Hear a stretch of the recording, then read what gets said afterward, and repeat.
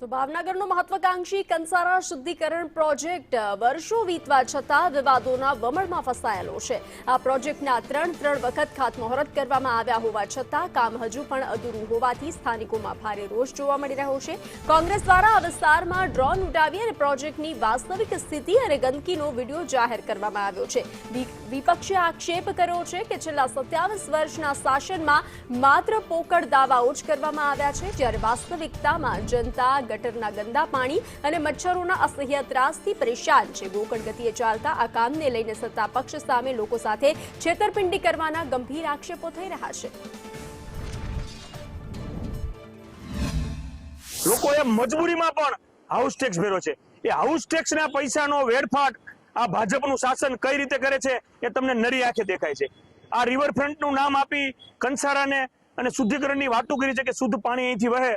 હજી તમે જુઓ કેટલો અહીંયા ગંદકી વાળો છે, કેટલું ગટરનું પાણી અંદર વહી રહ્યું છે, કેટલો રોગચાળો છે, કેટલા મચ્છરો છે, કેટલો ઉપદ્રવ છે। કરોડો રૂપિયાના ખર્ચ કરવા છતાં હજી કંસારાનું કામ